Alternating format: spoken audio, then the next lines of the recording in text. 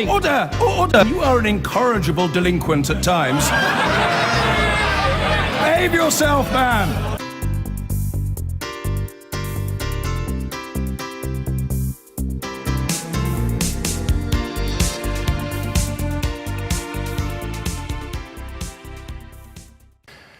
Hillary Clinton is tonight within touching distance of becoming the first female presidential nominee in American history. Barring a surprise of biblical proportions, tomorrow's primaries in 5 US states will see her secure enough support to see off Bernie Sanders, her remaining rival for the Democratic Party's candidacy. But it has been an angry and occasionally vicious battle, except, I suppose, by the standards of the Republican Party this year, leaving many convinced that she will need to heal some serious wounds in her own party before focusing on Donald Trump, the likely Republican candidate. Newsnight's diplomatic editor Mark Urban reports. Running for president isn't for shrinking violets. Shake that many hands, down enough drinks or shoot enough hoops, and you may soon not know when it's time to quit. That, at least, is how many Democrats feel about Bernie Sanders as the last primaries loom, and all the polling insists it'll be a Trump-Clinton battle. That's good. You're Over the last, let's say, month, where the math has just not been there for him anymore and he's stayed in the race, I think there's been an increasing impatience, particularly from Clinton supporters, for him to get out.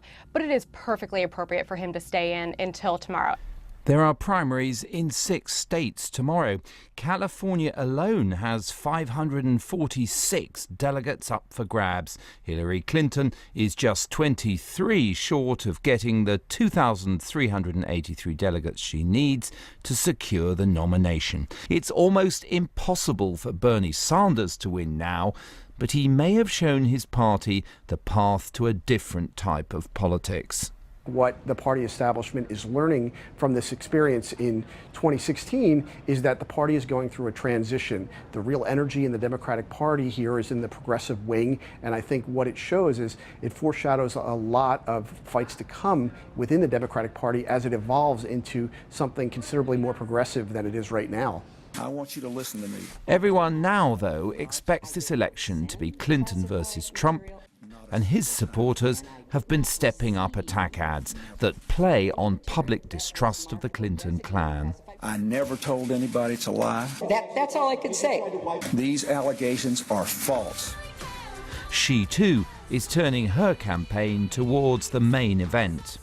Here's somebody who in the last few weeks has insulted our closest allies, has praised dictators like the dictator in North Korea, has advocated pulling out of NATO, which is our strongest military alliance, has said in very cavalier ways that he doesn't really mind if other countries get nuclear weapons, including Saudi Arabia. As for that apparently unstoppable Trump bandwagon, the Clinton campaign now seems confident that a little humour and light character assassination will work just fine. There is a way to talk about his statements. There is a way to paint a picture, if you will, for the general electorate, for the voters who are going to vote in the fall, about what a Donald Trump presidency might look like. And her strategy between now and Election Day is to make that unacceptable to a large percentage of people who will vote in the fall. But the success of the Sanders and Trump campaigns ought to have taught Clinton's people that the rejection of politics as usual is now deep in America. And Trump has already emerged largely unscathed from months of negative campaigning. That's an enormous concern on the Democratic side, is that there is a Teflon aspect to Donald Trump's candidacy, and how do you run against a candidate like that? It's really unfamiliar terrain, and no candidate has ever run against a candidate like Donald Trump with the bombast and the ability to just chew through news cycle after news cycle. And it's something that Democrats are sitting in conference rooms right now trying to figure out what will stick, because nothing has stuck to him so far. Hillary Clinton. With voting imminent in California and 5 other states, Hillary Clinton must now convince her party and the wider country that she really can be the unifier. And joining me now is Democratic strategist and Bernie Sanders supporter Harlan Hill and Democratic pollster and Hillary Clinton supporter Celinda Lake. Harlan Hill, will your man bow out gracefully tomorrow if the numbers stack up as expected? I actually don't expect that at all. I think that he's very clearly communicated that he has the money and the resources and the backing to stay through up until the convention. So regardless of the results tomorrow, and I think that he has a very good chance, he has the most momentum going into tomorrow, I think that he'll stand through the convention. And unity be damned. Well, I think that he's putting the middle class, the American worker before party politics, and a lot of people respect him for that, myself included. Celinda, you are a Hillary Clinton supporter. Is Bernie Sanders motivating Democratic supporters or perhaps damaging your candidate's position? Well, I think Bernie Sanders has played a very, very important role in the campaign so far, articulated an economic agenda that's very powerful, spoken to the need for change, mobilized voters, and I see absolutely no reason why he can't continue to the convention and do the same thing. But what I hope is that we are united in turning our focus on Donald Trump, and I think Bernie Sanders this weekend gave a very powerful speech talking about Donald Trump. Nothing could be more of an anathema, I would think, to Bernie Sanders than a billionaire who has profited and at the expense of ordinary people, who won't unionize his workers, who has brought in immigrant workforce because he could pay them less, who has cheated people out of their college educations, and is a racist and misogynist to boot. I would think that's very unifying to Democrats, and I hope both Hillary Clinton and Bernie Sanders speak eloquently to that. And yet the numbers suggest a significant number of Bernie supporters are more likely to support Trump than Hillary. I think those numbers are very... One moment, Harlan. I think those numbers are very deceptive right now. I mean, really, as Bernie Sanders speaks to Donald Trump and draws the contrast, I do not think that is true. I think it's a momentary expression of frustration. The Bernie Sanders voters have no issue positions in common with Donald Trump. Okay, Harlan, the Bernie Sanders supporters have no issue positions in common with Donald Trump. Do you recognize that description? Absolutely not. I mean, look, there's a lot of commonality actually between a candidate like Bernie Sanders and a candidate like Donald Trump. They're both anti-establishment candidates. They're both taking issue with trade. I mean, look, Hillary Clinton's on the wrong side of trade in this country. She supported NAFTA in the 1990s. Her husband was sort of the architect of it. She negotiated TPP when she was at the State Department.